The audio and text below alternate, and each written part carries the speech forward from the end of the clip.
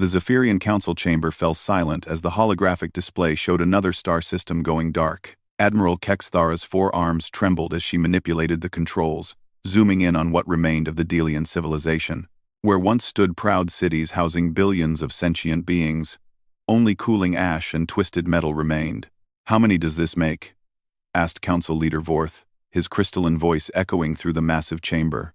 47 systems in the past 6 months, Kexthara replied, her voice barely above a whisper. The pattern is always the same. No distress signals, no survivors, no witnesses, just complete annihilation. The assembled representatives from across the galaxy shifted nervously in their seats. The Galactic Federation had faced many threats over its 3,000-year history. But nothing like this. Pirates they could handle. Rogue artificial intelligences had been defeated before. Even the Great Plague of Sector 9 had eventually been contained. But this was different. This was methodical, unstoppable, and completely unknown. Have our scientists made any progress identifying the attackers? Vorth's massive form leaned forward, his rocky exterior showing stress fractures that only appeared when he was deeply concerned. Dr. Yelana, the Federation's chief xenobiologist, activated her own display. Images of devastated worlds appeared, each one showing the same haunting emptiness. We've analyzed the destruction patterns across all 47 systems. Whatever is doing this possesses technology far beyond anything in our databases. The energy signatures suggest weapons capable of liquefying entire continents in minutes. Most disturbing is the complete absence of any biological matter. It's as if every living thing simply vanished. A murmur of fear rippled through the chamber. Representatives who had lived for centuries, who had seen the rise and fall of countless civilizations, now looked like frightened children. "What about the border worlds?" asked Councillor Herex, his insectoid features twitching nervously. "Surely some of them have detected these attackers approaching." "That's just it." Kexthara's display changed to show patrol routes and sensor networks. "Our early warning systems show nothing. No ships, no energy signatures, no gravitational disturbances. These systems are just there one day and gone the next. Our fastest scouts can barely reach the destruction sites before they've gone completely cold." The weight of the situation pressed down on everyone present. The Galactic Federation controlled over 10,000 inhabited systems, home to billions of different species. If this unknown enemy continued their advance, it wouldn't be long before they reached the core worlds. "What about calling for help?" suggested a young representative from the Outer Rim. "Surely there are other powers in the galaxy who could assist us." Vorth's laugh was bitter and hollow. "Help from whom? We are the most advanced civilization in this galaxy. Our technology is beyond anything else we've encountered. If we cannot stop this threat, who can?" The chamber fell silent again until Dr. Yelana cleared her throat. "Well, there is one possibility we haven't considered." All eyes turned to her. "The humans." The reaction was immediate. Some representatives laughed, others looked confused, and a few seemed offended by the suggestion. "The humans?" Councillor Herex's voice dripped with disbelief. "Those primitive apes who only discovered faster than light traveled 200 years ago? They've barely established colonies on a dozen worlds. I know it sounds absurd," Yelana continued. "But consider this. Humanity is the only spacefaring species we've encountered that developed independently, without any guidance from the Federation. Every other member race was contacted and uplifted by us. But humans did it alone. So what?" Admiral Kexthara crossed her arms. "Developing in isolation doesn't make them special. If anything, it makes them backward." "Maybe," Yelana nodded. "But they've also survived things that would have destroyed other species. Their own planet tried to kill them for millions of years with ice ages, volcanic winters, asteroid impacts, and massive extinctions. Somehow they not only survived but thrived. Most Federation species evolved on stable, peaceful worlds. Humans evolved on a world that was actively trying to eliminate them." Vorth considered this. "You think their violent evolutionary history might have prepared them for threats we can't handle?" I think their entire approach to problems is different from ours, Yelana replied. We solve challenges through cooperation, diplomacy, and technological advancement. Humans solve them through what they call applied creativity and stubborn determination. We've seen their historical records. When faced with impossible odds, they don't surrender or negotiate. They find ways to win that nobody else would even consider. The chamber buzzed with conversation as representatives discussed the proposal. The idea of asking humanity for help seemed almost laughable. Yet the desperation of their situation was making even the most unlikely options worth considering. What exactly are you proposing? Vorth asked. Send an envoy to Earth, Yelana said. Share our data about these attacks. See if their unique perspective can offer solutions we've missed. And if they can't help? Admiral Kexthara's skepticism was obvious. Then we're no worse off than we are now. Yelana shrugged. But if they can provide even a single useful insight, it might save billions of lives. The debate continued for hours. Some argued that involving such a primitive species would be beneath the Federation's dignity. Others worried about sharing sensitive military information with outsiders. A few suggested that humans might even be connected to the attack somehow. Finally, Vorth called for silence. We will put it to a vote. All in favor of contacting humanity for assistance? The vote was closer than anyone expected. Fear of the unknown enemy ultimately outweighed pride and prejudice. By a margin of just 12 votes, the motion passed. Very well, Vorth announced. Admiral Kexthara, prepare a diplomatic vessel.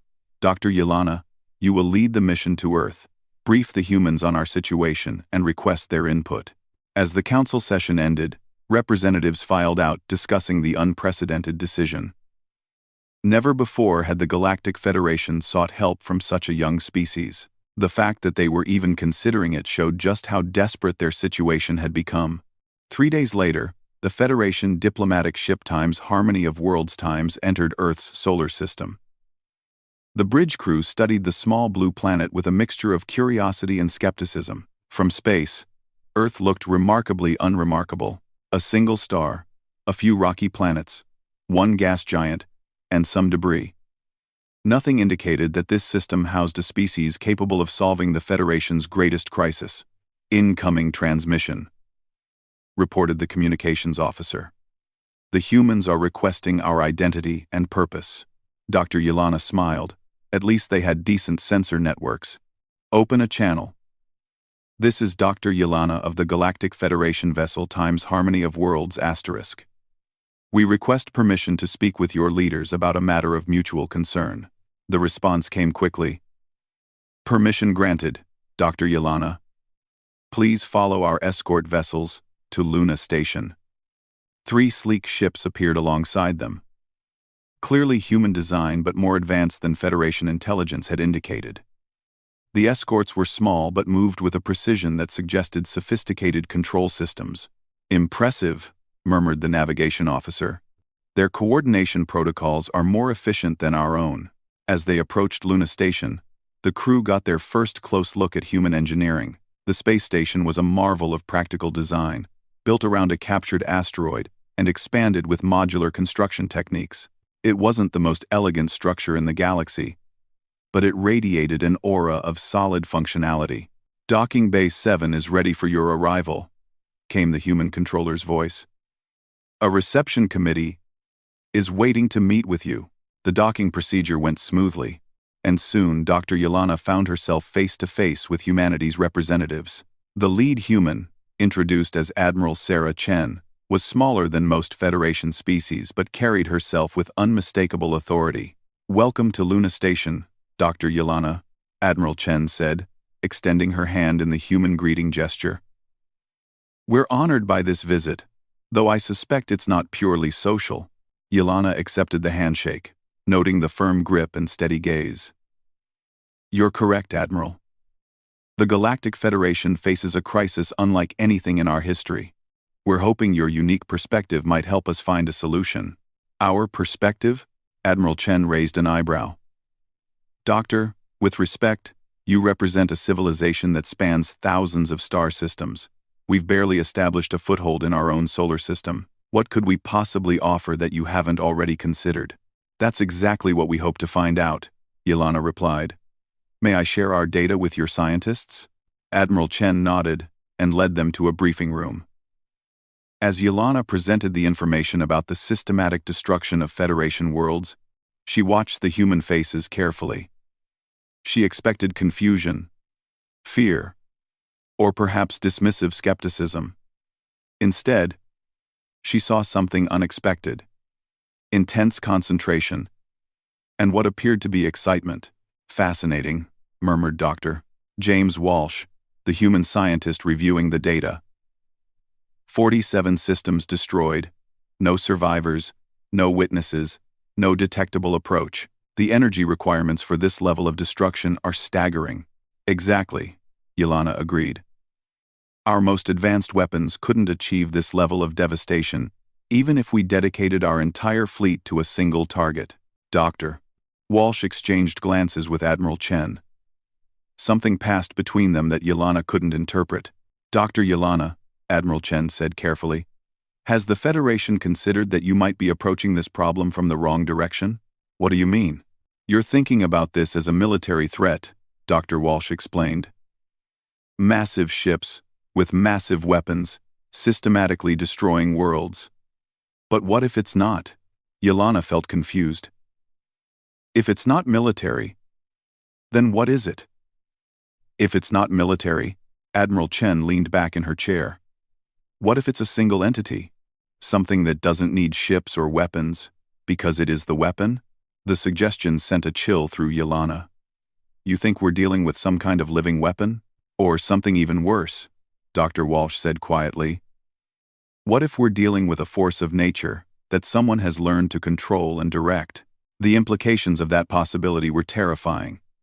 If these humans were right, then the Federation wasn't facing an enemy they could fight or negotiate with. They were facing something that might be impossible to stop. Assuming you're correct, Yelana said. How would that change our response?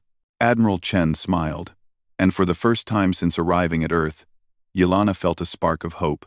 Doctor, the Admiral said, let us show you what humans do when faced with impossible problems. Admiral Chen led Dr. Yelana and her team through the corridors of Luna Station, past laboratories filled with equipment that looked both familiar and strange. The human approach to technology seemed to prioritize function over form, yet there was an underlying elegance to their designs that Yelana found surprisingly appealing. Before we begin, Admiral Chen said, I need to ask you something. In all your data about these attacks, have you detected any pattern related to stellar phenomena, solar flares, gravitational anomalies, anything involving the local stars? Yelana consulted her datapad. Now that you mention it, there have been some unusual readings. Each destroyed system showed elevated stellar radiation just before going dark. Our scientists assumed it was a result of the attacks, not a cause. Dr. Walsh stopped walking and turned to face her. Doctor, I don't think your enemy is using conventional weapons at all.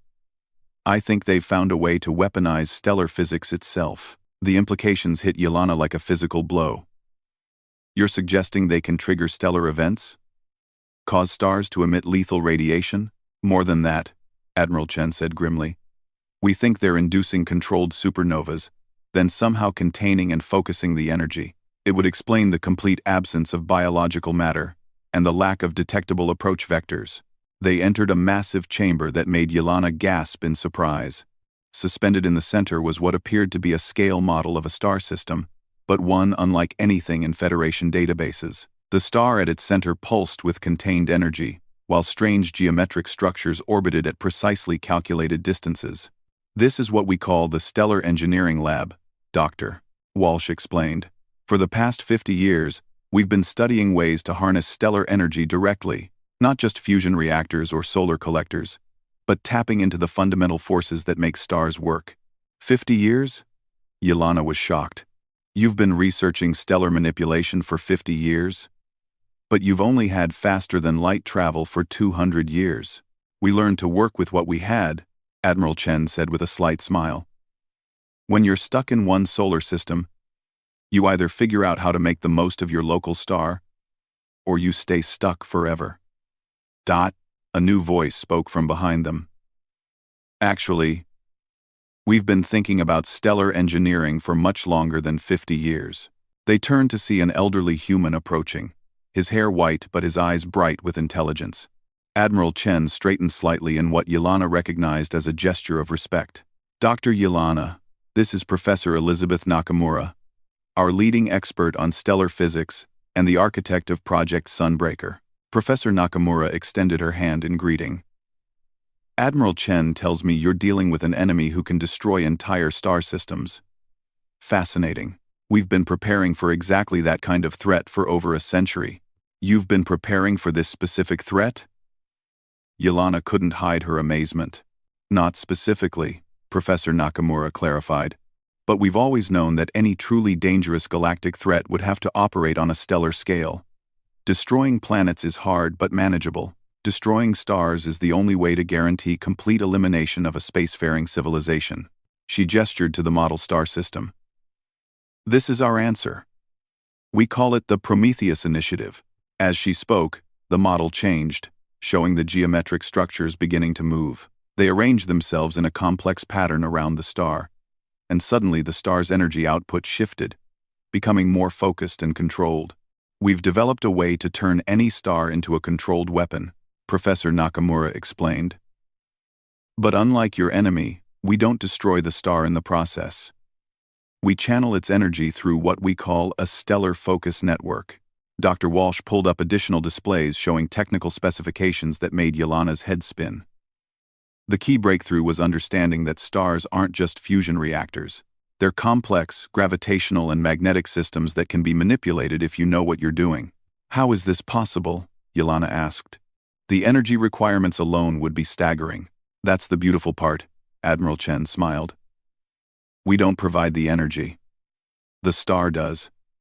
We just provide the direction. Professor Nakamura activated another display showing a single, sleek vessel. Unlike typical Federation ships with their smooth curves and elegant lines, this craft looked aggressive and purposeful. Its hull was angular, covered in what appeared to be thousands of small projectors and receivers. The UES Prometheus, Professor Nakamura said proudly. Humanity's first and only stellar manipulation vessel. She doesn't carry conventional weapons because she doesn't need them. She carries stars. Yelena stared at the display in disbelief. You built a ship that can weaponize stars? We built a ship that can perform emergency stellar engineering, Admiral Chen corrected. The weapons application is just one possible use. Prometheus can also stabilize dying stars, prevent supernovas, or redirect stellar energy to terraform dead worlds. But in this case, Dr. Walsh added, we can use her to give your enemy a taste of their own medicine. The tour continued deeper into Luna Station, past laboratories where human scientists worked on projects that seemed to blur the line between physics and magic. Yelena saw gravity manipulation devices, temporal stabilizers, and energy systems that operated on principles the Federation had never discovered. I don't understand, she said finally. Your species has existed in space for only 2 centuries. How have you developed technology that surpasses our own? Professor Nakamura paused in her explanation of a quantum resonance chamber. Doctor, may I ask you something about your evolutionary history? Of course. How many extinction events did your species survive? Yelena thought for a moment. None, actually. My people evolved on a stable world with predictable weather patterns and abundant resources. And the others in your Federation? Most had similar experiences, stable evolution on peaceful worlds. Professor Nakamura nodded. Humans survived at least 6 major extinction events. Ice ages, asteroid impacts, volcanic winters, plagues, and wars that nearly destroyed our entire species. Every time, we had 2 choices: find a solution or die. That's why our technology developed the way it did, Dr. Walsh continued. We never had the luxury of gradual, peaceful advancement. Every breakthrough had to solve an immediate survival problem. Admiral Chen pulled up historical records showing Earth's turbulent history. When we reached space, we brought that mindset with us. Every technology we developed had to serve dual purposes: exploration and survival. That's why Prometheus exists, Professor Nakamura explained.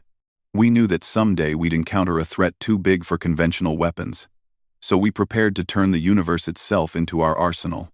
They reached the final destination of their tour, the Prometheus Command Center. Through massive observation windows, Yelena could see the ship itself, docked to a specialized facility that hummed with barely contained energy. "She's beautiful," Admiral Chen said softly, gazing at her creation. 3 kilometers long, crew of 500, and capable of manipulating stellar phenomena across multiple light years. 500? Yelena was surprised. That seems like a small crew for such an advanced vessel. Human automation is very sophisticated, Dr. Walsh explained. Most of Prometheus's systems run themselves. The crew is there for decisions that require intuition and creativity. Speaking of which, Admiral Chen turned to Yelena. We need to make a decision. Based on your data, we estimate that your enemy will reach Federation core worlds within 6 months. Prometheus can be ready to deploy in 3 weeks. Deploy where? Yelena asked. To the next target system, Professor Nakamura said grimly. We're going to be waiting when your stellar manipulator arrives. The weight of the moment settled on everyone present. Humanity was offering to deploy their most advanced weapon against an enemy that had already destroyed 47 civilizations. The risk was enormous, but so was the potential reward. What do you need from the Federation? Yelena asked. Real-time data on the next attack location, Admiral Chen replied. Access to your deep space sensor networks. And official authorization to act as Federation agents. You realize that if Prometheus is destroyed, humanity will have no defense against this enemy? Doctor. Admiral Chen's voice was calm but determined. Humanity has never had any defense against galactic-scale threats. We've always depended on finding solutions that nobody else would consider. This is just another Tuesday for us. Yelena found herself laughing despite the seriousness of the situation. There was something infectious about human confidence, even in the face of impossible odds. I'll need to contact the Council, she said finally. But I can tell you right now that they'll approve this operation. Good, Professor Nakamura smiled. Because we've already started final preparations. Prometheus launches in 72 hours. As they prepared to leave Luna Station, Yelena reflected on everything she had learned. Humanity hadn't just offered to help. They had revealed that they'd been preparing for this exact scenario for over a century. Their approach to problems was unlike anything the Federation had ever encountered. Where other species sought to understand and adapt to the universe, humans sought to master and reshape it. They didn't just build tools.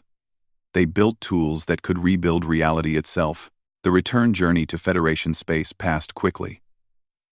Yelena's team spent most of the time analyzing the human technological data they'd been given, trying to understand the principles behind stellar manipulation. It's incredible, Dr. Kessler, her xenotechnology specialist, reported. They've essentially figured out how to turn physics itself into a weapon. Not by breaking natural laws, but by understanding them so completely that they can use them like tools. What about their ship? Yelena asked.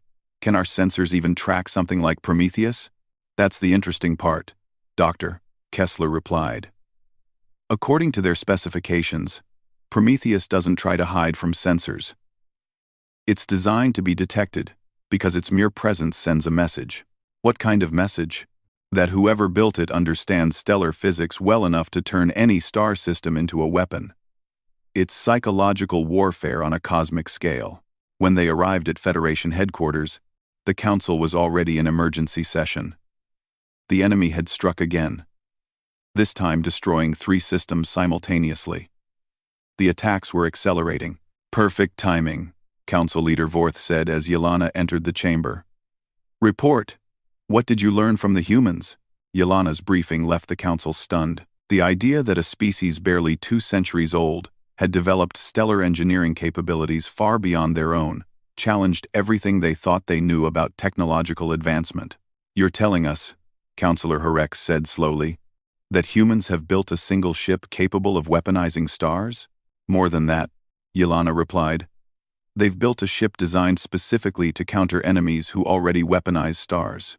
This isn't just advanced technology. It's counter-technology designed to neutralize our enemy's primary advantage. Admiral Kexthara leaned forward.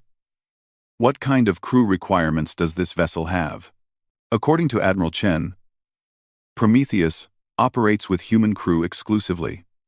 Their neural interfaces and automation systems aren't compatible with other species, but they've requested Federation support in the form of real-time sensor data and tactical coordination. The debate that followed was intense but brief.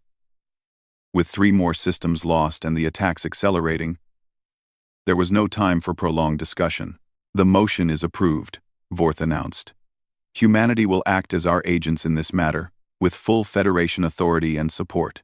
As the session ended, Yelena found herself both excited and terrified. In 3 weeks, humanity would deploy a weapon unlike anything the galaxy had ever seen. They would either save the Federation or prove that some threats were truly unstoppable. Either way, the galaxy was about to learn what happened when humans decided to solve a problem.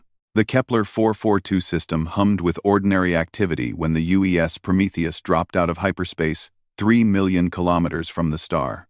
Captain Sarah Mitchell stood on the bridge, watching her crew perform final system checks, knowing that in approximately 6 hours, this peaceful system would become a battlefield unlike anything the galaxy had ever witnessed. Stellar Manipulation Array Online, reported Lieutenant Commander Hayes from the engineering station. All focus nodes are responding normally. Gravitational sensors are detecting standard stellar parameters, added Dr. Chen from the science station. No anomalies yet. Captain Mitchell nodded, studying the tactical display that showed the system's 5 inhabited worlds.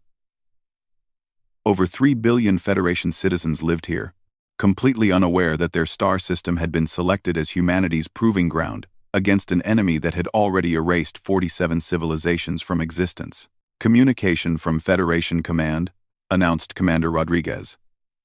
Admiral Kexthara confirms that long-range sensors have detected the gravitational disturbance pattern. The enemy will arrive in 4 hours, 17 minutes. Right on schedule, Captain Mitchell murmured.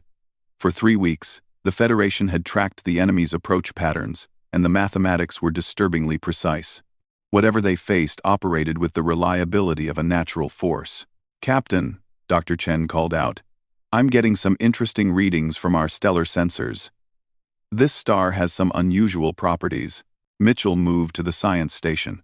The display showed Kepler 442, a K-type star slightly smaller and cooler than Earth's sun, but the readings indicated something the Federation surveys had missed. What am I looking at, Doctor? Magnetic field fluctuations that suggest this star has undergone recent artificial manipulation. Dr. Chen explained. Someone has already been here, making modifications to the stellar structure. The implications sent a chill through the bridge. Are you saying our enemy has already prepared this star for weaponization? It's worse than that, Doctor, Chen continued, running additional scans. These modifications are incredibly sophisticated. They've essentially turned this star into a loaded weapon, ready to be triggered. When they arrive, they won't need time to set up their attack. They can destroy this entire system instantly. Commander Rodriguez looked up from his station. Captain, that changes everything. If they can trigger an immediate stellar event, we won't have time to counterattack. Captain Mitchell studied the data for several seconds, then smiled grimly. No, Commander. It means we don't have to wait for them to make the first move. She activated the ship-wide communication system. All hands, this is the captain. We're about to engage an enemy that has destroyed 47 star systems. They've pre-positioned this star as a weapon, which means they're planning to eliminate this system the moment they arrive. But they've made a mistake. They've assumed no one else understands stellar engineering as well as they do. The bridge crew exchanged glances, recognizing the tone in their captain's voice that usually preceded humanity's more creative solutions. Dr. Chen, begin preliminary stellar interface protocols. I want to know exactly what modifications they've made to this star. Yes, ma'am. Initiating deep stellar scan now. As Prometheus's advanced sensors penetrated the star's outer layers, a detailed picture began to emerge. The enemy had installed what appeared to be quantum resonance nodes throughout the stellar core, creating a network that could trigger controlled fusion cascades. It's brilliant, Dr. Chen admitted grudgingly. They've turned the star into a precisely controlled bomb. A single signal can cause specific sections of the core to undergo rapid fusion, creating a directed energy release that can sterilize entire planets while leaving the star itself intact. How long until they arrive? Captain Mitchell asked. 3 hours, 41 minutes, Commander Rodriguez replied. Plenty of time, the captain said. Doctor, can our stellar manipulation array interface with their modification network? Dr. Chen's fingers flew over her controls, analyzing the enemy's quantum resonance system. Captain, I think I can do better than interface with it. I think I can take control of it. Explain. Their system is designed to receive control signals from an external source. It's sophisticated but not particularly well defended. They probably never considered that another species might try to hack a weaponized star. Captain Mitchell grinned. Doctor, you just gave me a wonderfully terrible idea. Can you reverse their modifications? Instead of directing stellar energy outward, can you redirect it inward? The science officer's eyes widened as she understood the implications. You want to turn their weapon against them? I want to do something they'll never expect, Captain Mitchell replied. Commander Rodriguez, signal Federation Command. Tell them we're implementing Protocol 7. Protocol 7 was humanity's designation for what they called aggressive problem-solving. The Federation had never heard of it because humans had invented it specifically for situations where conventional tactics were insufficient. Captain, Lieutenant Commander Hayes called from engineering. I'm detecting massive gravitational distortions at the edge of the system. They're coming. The main display shifted to show space-time itself warping as something enormous approached faster than light. The distortions were unlike anything the Federation had ever recorded, suggesting technology that manipulated space-time directly rather than simply moving through it.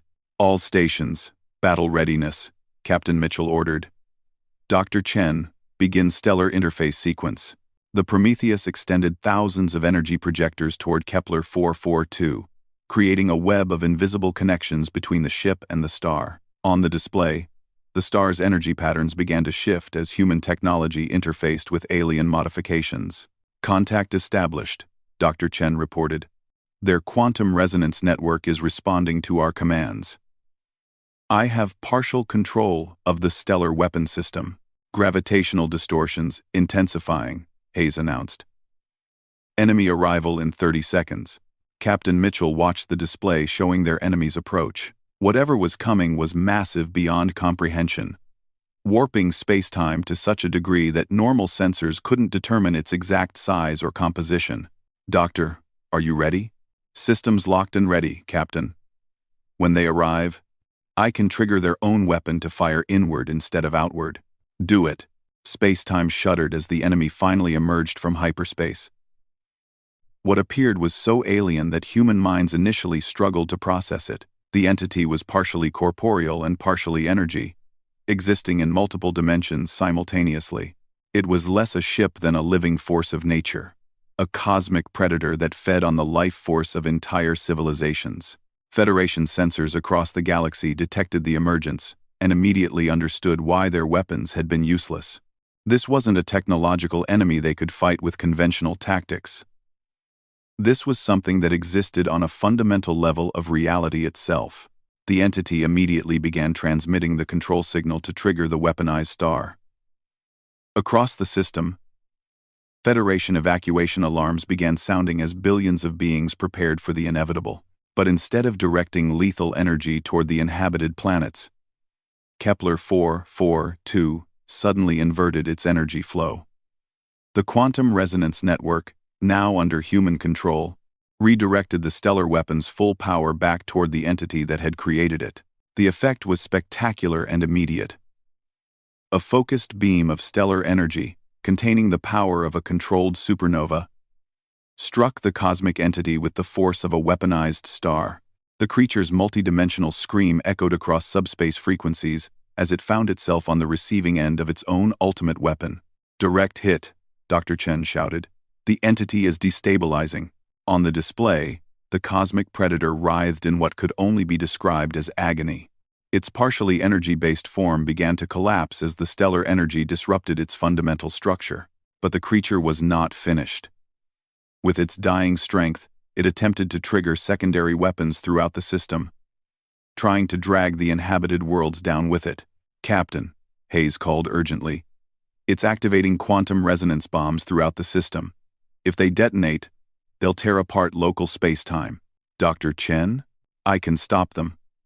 But I'll need to channel the star's entire energy output through Prometheus. The ship will become a stellar energy conduit." "Do it." "Captain, the energy levels will exceed our containment limits. Prometheus might not survive the process." Captain Mitchell looked around the bridge at her crew, seeing determination rather than fear in their faces. This was what they had trained for, what humanity had spent over a century preparing to face. "The enemy has destroyed 47 civilizations," she said calmly. "We're not going to let them destroy a 48th. All hands, prepare for stellar energy channeling." Throughout the ship, human technology adapted in real time to handle energy levels that should have been impossible to contain. Prometheus became a living extension of the star itself, channeling stellar fire through systems designed by a species that had learned to thrive in impossible conditions. The quantum resonance bombs throughout the system received new control signals, this time from Prometheus. Instead of detonating to tear apart space-time, they began releasing their energy in controlled bursts that actually stabilized local reality. The cosmic entity made one final attempt to escape, trying to retreat into hyperspace. But Dr. Chen had anticipated this move. As it attempted to flee, Prometheus triggered one last surge of stellar energy, following the creature into the space-time distortion it was using to escape. The resulting explosion lit up sensors across 3 sectors, as the weaponized star's energy caught the cosmic entity mid-transition between dimensions. Unable to complete its escape, and unable to withstand the sustained stellar bombardment, the ancient predator finally collapsed into component energy and dispersed harmlessly into the cosmic background radiation. For several minutes, the bridge of Prometheus was silent, except for the hum of cooling systems and the steady beep of status monitors. "Report," Captain Mitchell said finally. "All quantum resonance weapons in the system have been neutralized," Dr. Chen announced. "The star has returned to normal parameters. Local space-time is stable. The entity, completely dispersed. I'm not detecting any coherent energy signatures." "It's gone." Commander Rodriguez looked up from his station. "Captain, we're receiving communications from all 5 inhabited worlds. They're asking what happened to the stellar event their sensors predicted." Captain Mitchell smiled tiredly. "Tell them it was cancelled due to technical difficulties." Over the next several hours, as Prometheus conducted system-wide scans to ensure no trace of the entity remained, the full scope of what had happened became clear. The cosmic predator that had terrorized the galaxy for months was not just destroyed but completely eliminated. Its energy patterns scattered beyond any possibility of reformation. More importantly, the quantum resonance technology it had used to weaponize stars was now understood by human scientists. Dr. Chen's analysis showed that the entity had modified hundreds of star systems throughout the galaxy, creating a network of potential stellar weapons.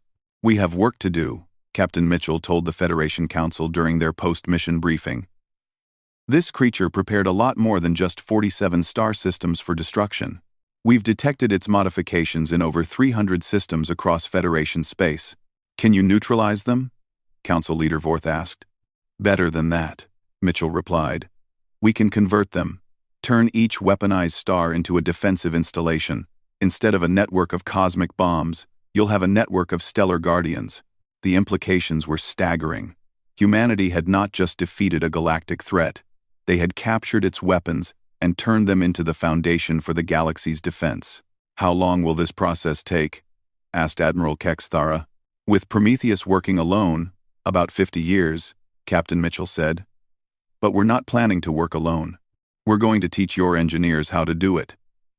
Share our stellar manipulation technology. Turn this into a joint Federation project." The council chamber fell silent as representatives realized what humanity was offering.